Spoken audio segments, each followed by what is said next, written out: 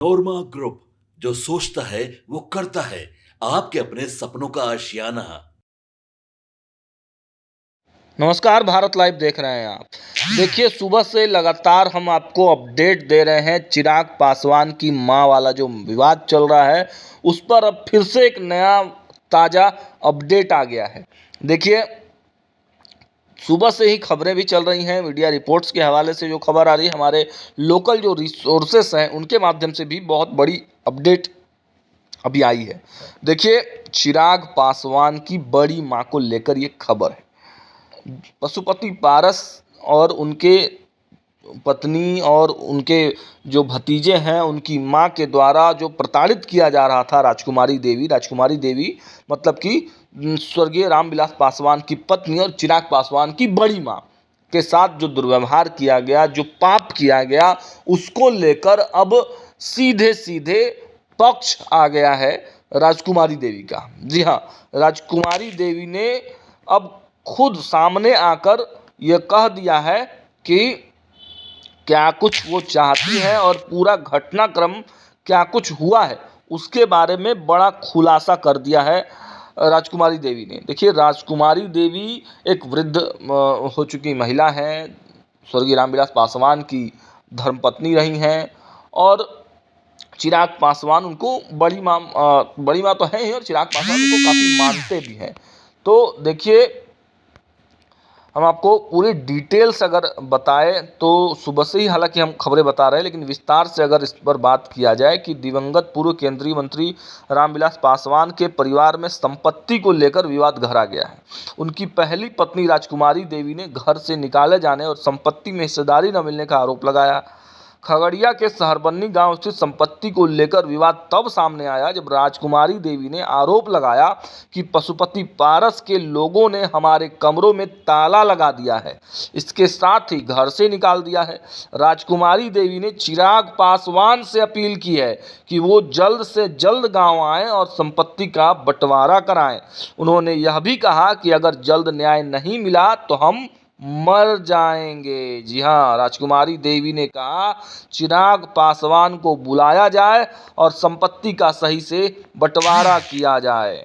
देखिए, ये बातें सपने में भी दिवंगत नेता रामविलास पासवान नहीं सोचे होंगे कि उनके मृत्यु उपरांत उनके भाई और उनके भाई के पत्नियों के द्वारा ही उनकी पत्नी को प्रताड़ित किया जाएगा, परेशान किया जाएगा, तोड़ा जाएगा परिवार को, संपत्ति के लिए इस प्रकार की बातचीत की जाएगी। देखिए, स्वर्गीय रामविलास पासवान एक खुले दिल के नेता थे और उन्होंने अपने भाइयों के लिए क्या कुछ किया है यह पूरा जमाना जानता है। अगर बिहार की राजनीति में अगर उनके भाइयों का नाम है, उनके भतीजों का नाम है, तो केवल और केवल चिराग पासवान की मेहनत के बदौलत। ये बात सहरबन्नी के लोग भी जानते हैं, अलौली के लोग भी जानते हैं, खगड़िया और पूरे बिहार के लोग जानते हैं कि पशुपति पारस चुनाव कैसे जीतते थे। वहाँ के लोग कहते हैं, हम वहाँ कई लोगों से बातचीत किए, उन्होंने साफ साफ कहा है कि पशुपति पारस जो चुनाव जीत कर आते थे तो उसमें उनकी कोई भूमिका नहीं होती थी। वो केवल रामविलास पासवान के नाम के वजह से चुनाव जीतते थे। वो तो घूमने भी नहीं जाते थे गांव में, वो किसी से मिलते भी नहीं थे, लेकिन स्वर्गीय रामविलास पासवान का इतना नाम था, इतना क्रेज था, इतना आदर था लोगों में कि उनके वजह से पशुपति पारस चुनाव जीत जाया करते थे।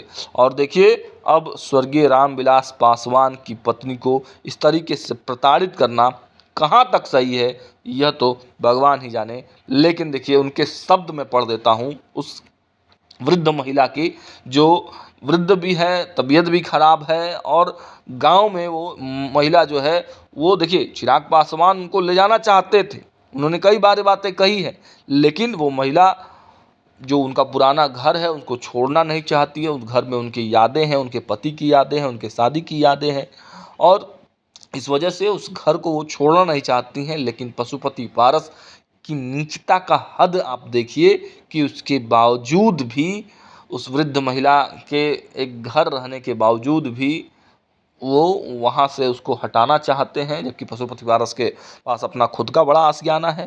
केंद्रीय मंत्री रहे हैं, इतने दिन विधायक रहे हैं, बिहार सरकार में मंत्री रहे हैं, एक अच्छा खासा उनका मतलब पूरा बसा बसाया घर परिवार है। और जो देन है स्वर्गीय रामविलास पासवान की, केवल स्वर्गीय रामविलास पासवान की ही देन है।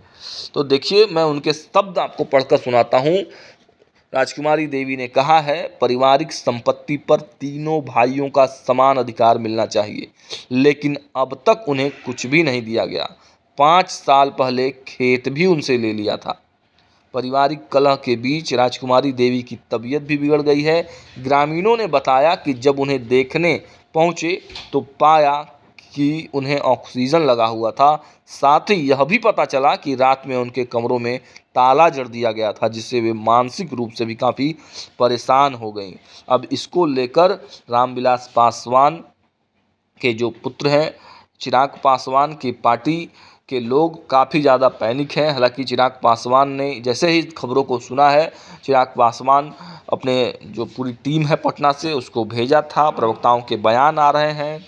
राजेश भट्ट जो प्रवक्ता हैं उनका भी बयान आया है।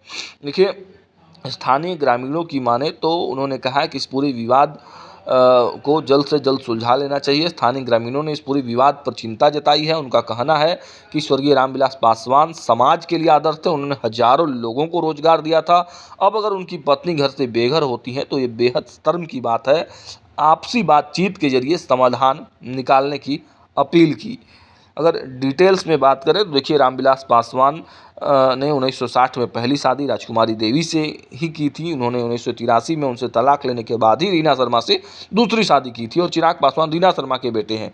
लेकिन उनकी बड़ी मां राजकुमारी देवी से काफ़ी बेहतर संबंध है। चिराग अक्सर उनके पैतृक गांव सहरबन्नी आते हैं। अब देखिए, जिस समय चुनावी व्यस्तता होने वाली है, बिहार चुनाव के मोड में जाने वाला है, पशुपति पारस भी अब लालू के साथ गठबंधन में हो सकता है कि जाए। ऐसे समय में पशुपति पारस जब एक बिहार यात्रा पर निकलने वाले हैं और कह रहे हैं कि हम समाज को जोड़ने के लिए काम करेंगे, ऐसे में एक वृद्ध महिला के साथ, वो भी अपने परिवार के वृद्ध महिला के साथ, और वह भी परिवार जो कि उनके मतलब पिता तुल्य भाई की पत्नी है, उनके साथ मां समान भाभी के साथ ऐसा बर्ताव करना कहाँ तक सही है, यह तो पशुपति पारस ही बता पाएंगे।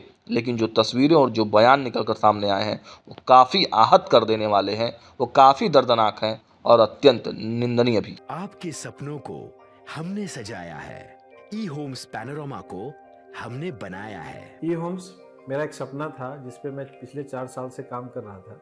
हमने जो बनाया है वो सबने है माना। ई होम्स पैनोरामा में हो आपका भी आशियाना। और फाइनली हमने 2021 में इस प्रोजेक्ट को लॉन्च किया। बहुत लोग अप्रिशिएट कर रहे हैं कि पूर्णिया जैसे शहर में, बिहार के, एक तो बिहार की बात करें उसमें भी पूर्णिया जैसे छोटे जगह में इस तरह का लाइफस्टाइल देना, ये सुन के हम लोगों को बहुत अच्छा लगता है।